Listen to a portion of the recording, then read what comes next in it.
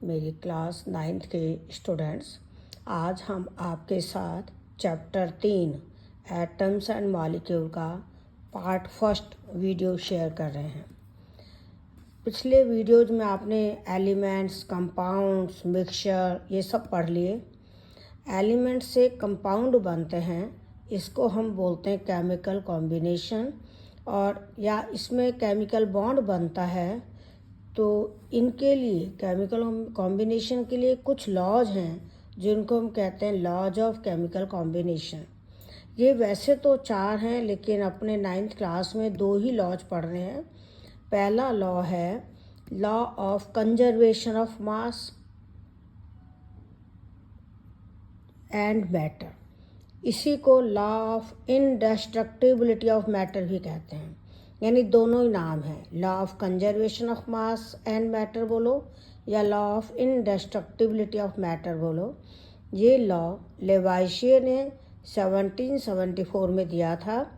इस first law के अनुसार मैटर को ना तो क्रिएट कर सकते हैं ना डिस्ट्रॉय कर सकते हैं, एक फॉर्म से दूसरी फॉर्म में बदल सकते हैं।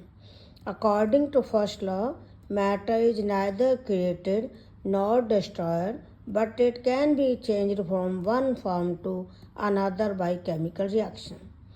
Chemical reaction में मैटर का मास कंजर्व रहता है।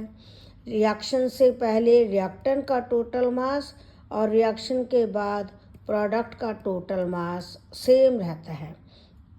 रिएक्टेंट्स हैं जिनकी हम रिएक्शन कराते हैं, प्रोडक्ट्स हैं जो बनते हैं। इस एक्सपेरिमेंट को वेरीफाई करने के लिए हम एच शेप का कंटेनर लेते हैं, जिसके एक आर्म में सिल्वर नाइट्रेट सॉल्यूशन, दूसरे में NaCl का सॉल्यूशन भरते हैं। इसका वेट ले लेते हैं, वेट मान लो W1 है। फिर इसको हिलाते हैं, शेक करते हैं, तो सिल्वर नाइट्रेट सॉल्यूशन और NaCl सॉल्यूशन दोनों मिक्स हो जाएंगे और AgCl का वाइट प्रेसिपिटेट बनेगा और NaNO3। तो इस एपरेटस का फिर से वेट लेंगे, वो आएगा W2। ये दोनों वेट बराबर हैं, यानी रिएक्शन से पहले का टोटल वेट और रिएक्शन के बाद का टोटल वेट सेम है। इसी को हम फर्स्ट लॉ या लॉ ऑफ इनडेस्ट्रक्टिबिलिटी ऑफ मैटर कहते हैं। रिएक्टेंट्स तो हैं NaCl और AgNO3 और प्रोडक्ट्स हैं AgCl एंड NaNO3। रिएक्शन से पहले जो हम लेते हैं उन्हें रिएक्टेंट्स कहते हैं, और जो रिएक्शन के बाद बनते हैं उन्हें हम प्रोडक्ट कहते हैं। ये रिएक्शन केमिकल रिएक्शन है। इसको डबल डिकम्पोजिशन रिएक्शन या डबल डिस्प्लेसमेंट रिएक्शन कहते हैं, क्योंकि सिल्वर नाइट्रेट और NaCl दोनों डिकम्पोज होते हैं और ये अपना पार्टनर चेंज कर लेते हैं। सेकेंड लॉ है लॉ ऑफ कांस्टेंट कंपोजिशन या लॉ ऑफ डेफिनेट प्रोपोर्शन।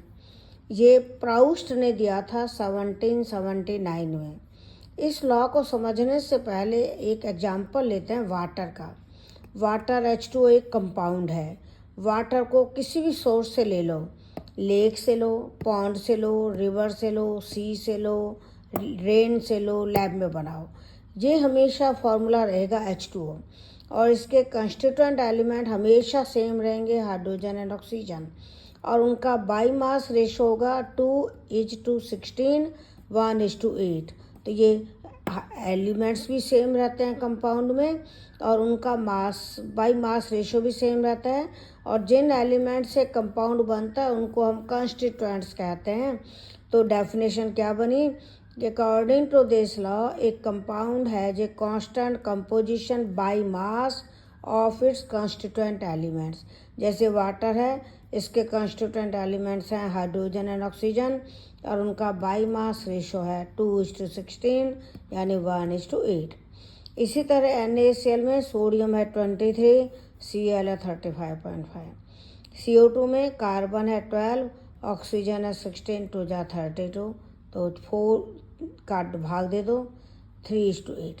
तो ये आज हमने केमिकल कॉम्बिनेशन यानी एलिमेंट से कंपाउंड बनते समय कौन से 2 लॉज काम आते हैं वो हमने पढ़े हैं। इनको आप पढ़ कर देखना, कोई दिक्कत आए तो कमेंट में लिखना।